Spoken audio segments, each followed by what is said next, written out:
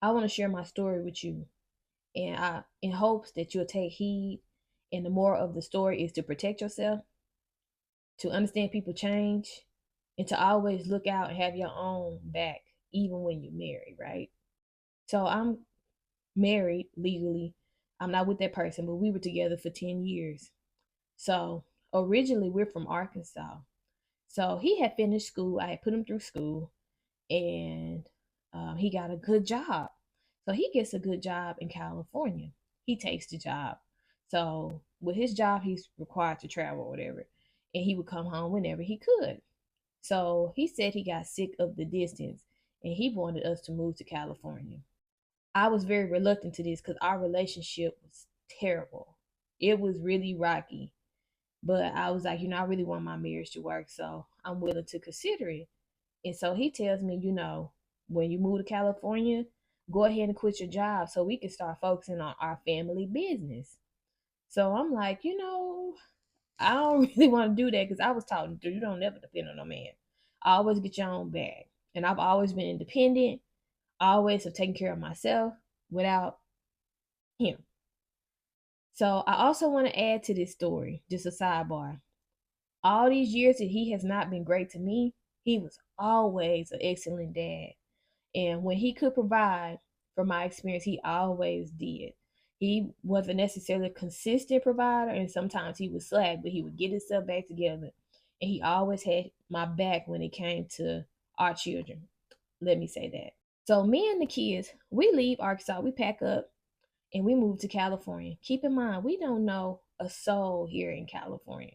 We don't know nobody. Only people we know is him. So I moved and I quit my job like he asked and trying to start focusing on starting the family business. Y'all, I BS you not. It's like one day that man woke up and it was just a different person for our kids. Like he just stopped providing in the way that he once provided. He became really careless towards me and the kids, and he started saying things like, I wish I kept y'all stupid asses in Arkansas. It was just weird. Like I was used to him treating me like that, but saying stuff like that about the kids, I was not used to that because he's always been 10 toes down about our kids. So a month within us moving here, about a month and a half, he just says, "Hey, I don't want to be a husband no more. I don't want to be a daddy no more. Y'all in the way of how I live. I want to be free and live my life. I deserve to live my life how I want to."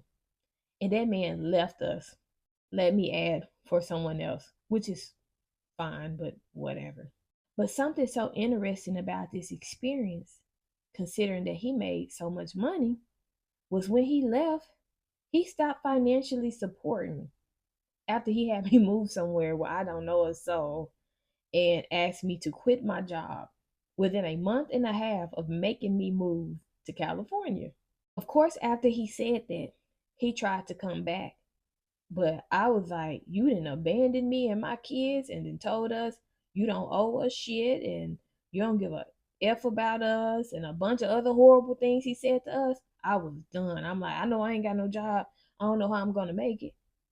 But I'm done with you. If you could bring me somewhere with some kids and abandon me, I'm done. Once he left, so did the financial support. He doesn't help me at all. I never in a million years expected that from him because from his track history, been with him for years, always an excellent dad. Me and him might be at odds, but he gonna come through for those boys.